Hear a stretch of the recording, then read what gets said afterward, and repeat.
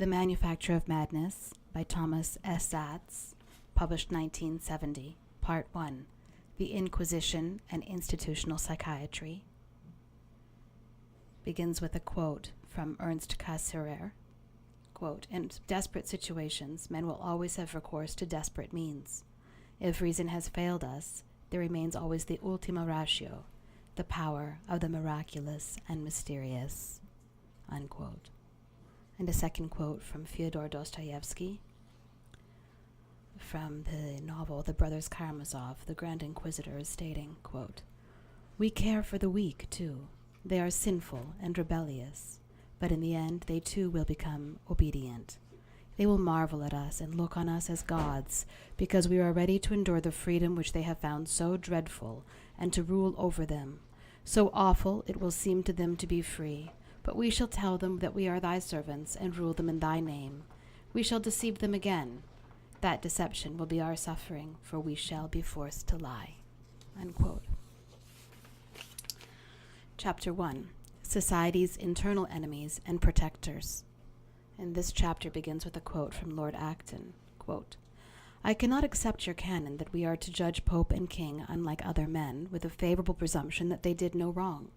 If there is any presumption, it is the other way, against holders of power, increasing as the power increases.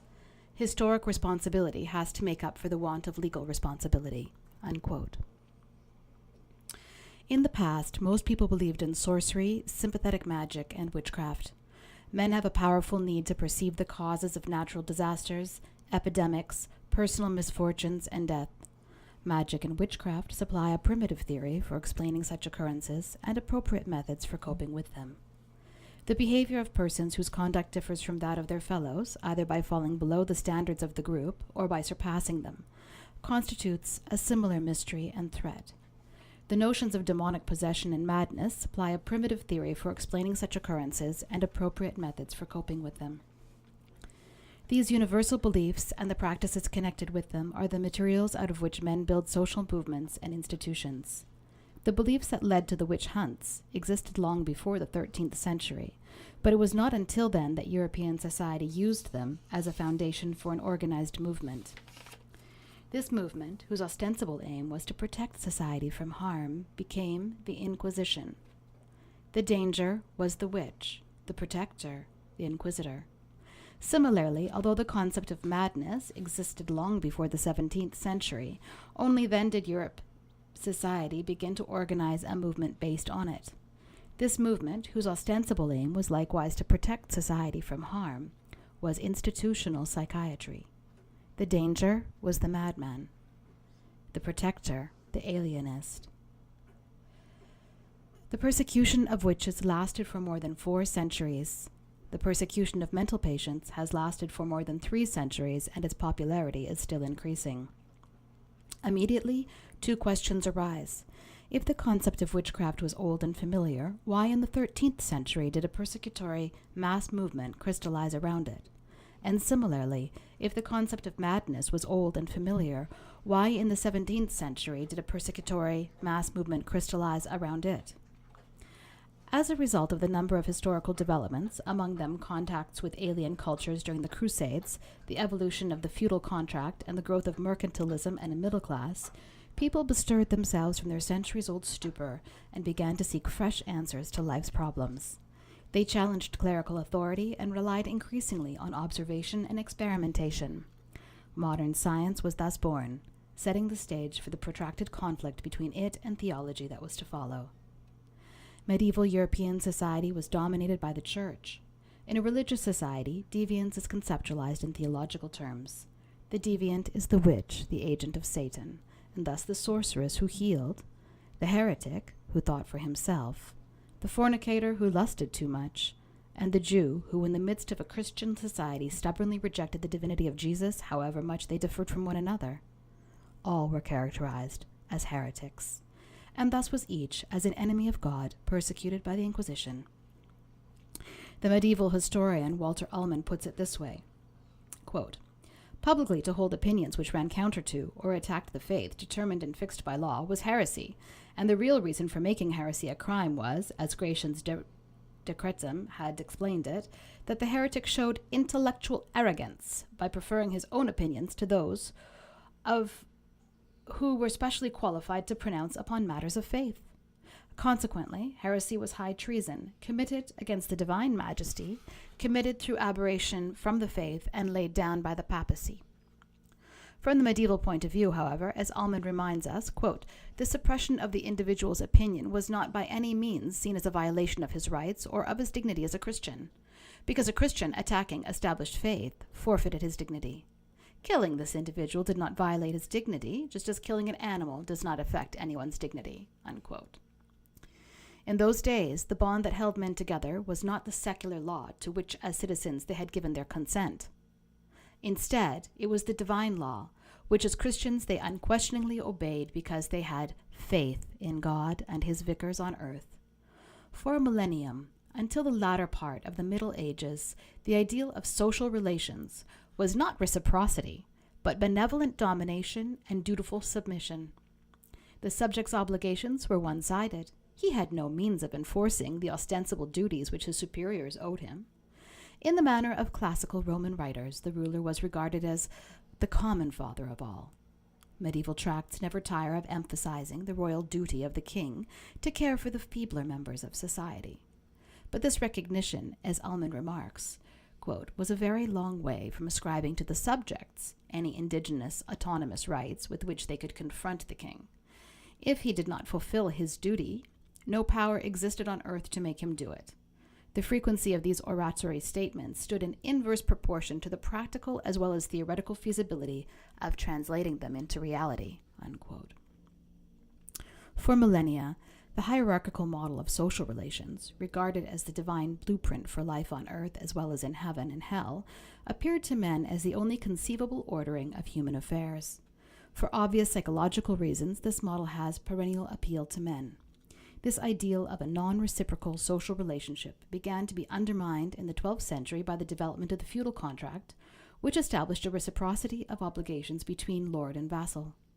Diffidatio, or the repudiation of the feudal contract by the vassal if the lord did not fulfill his duties or went beyond the contractual bond, was not based on any sophisticated theories or doctrines, but grew out of feudal practice. Allman emphasizes that, quote, feudal principles were not imposed upon society from above, but developed gradually by slowly taking into account actual social exigencies. Historical scholarship has come to recognize that in the West, the turn of the 12th and 13th centuries formed the period in which the seeds for the future constitutional development, as well as for the standing of the individual of society, were sown. It is easy today to sit back and complacently take for granted the constitutionally fixed position of the individual as a citizen, but one forgets too easily that it is not always so, and there was a time, spanning the greater part of the Middle Ages, something approaching a millennium, when there was no such thing as a citizen, unquote.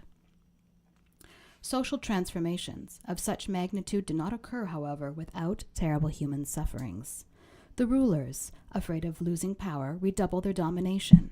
The ruled, afraid of losing protection, redouble their submission. In such an atmosphere of change and uncertainty, rulers and ruled unite in a desperate effort to solve their problems. They find a scapegoat, hold him responsible for all of society's ills, and proceed to cure society by killing the scapegoat.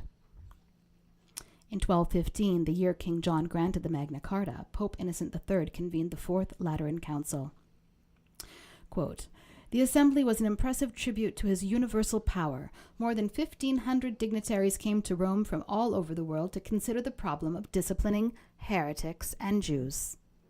Unquote. The council denounced the Albigensian heresy and proclaimed a holy war against it, and it was decreed that Jews must wear a yellow badge on their clothing to identify them as Jews. Beginning in the 13th century, all manner of misfortunes, from failing crops to epidemics, were blamed on witches and Jews, and their massacre became accepted social practice. Quote, through the centuries between 1200 and 1600 were 4 agonizing centuries for the Jews, writes Dumont. they were equally agonizing centuries for the Christians, because the charges against the Jews bore such labels as ritual murder and host desecration. Instead of witchcraft and heresy, they should no way mislead us. The same psychology, the same thinking, the same type of trial, the same type of evidence, the same type of torture went into both. Even as Jews accused of ritual murder were hauled to the stake, Christians accused of witchcraft were burned in adjacent marketplaces." Unquote. For more than 2 centuries, the main brunt of the persecution was borne by the Jews. They were expelled from England and France, converted or killed in vast numbers in the rest of Europe. In one 6-month period alone, at the end of the 13th century, 100,000 Jews were massacred in Franconia, Bavaria, and Austria. The persecution of witches during this period was haphazard and sporadic. Their turn came at the end of the 15th century. As the Crusades for the reconquest of the Holy Land were launched by papal bulls, so was this crusade for the reconquest of the spiritual purity of Christian Europe. The decrees of the Fourth Lateran Council were reshaped and redirected by a bull issued by Pope Innocent VIII on December 9th, 1484. It read in part as follows, quote, "Desiring with the most heartfelt anxiety, even as our apostleship requires, that the Catholic faith should especially in this our day increase and flourish everywhere, and that all heretical depravity should be driven far from the frontiers and bournes of the faithful. We very gladly proclaim and even restate those particular means and methods whereby our pious desire may obtain its wished effect. It has indeed lately come to our ears, not without afflicting us with bitter sorrow, that many persons of both sexes, unmindful of their own salvation and straying from the Catholic faith, have abandoned themselves to devils, incubi, succubi. Wherefore we decree and enjoin that the aforesaid inquisitors be empowered to proceed to the just correction, imprisonment, and punishment of all persons without let or hindrance in every way, as if the provinces, townships, dioceses, districts, territories, yes, even the persons and their crimes in this kind were named and particularly designated in our letters." Unquote. 2 years later, in 1486, this papal bull was implemented by the publication of the famous manual for witch hunters, the Malleus Maleficarum, Hammer of the Witches. There soon followed an epidemic of witchcraft.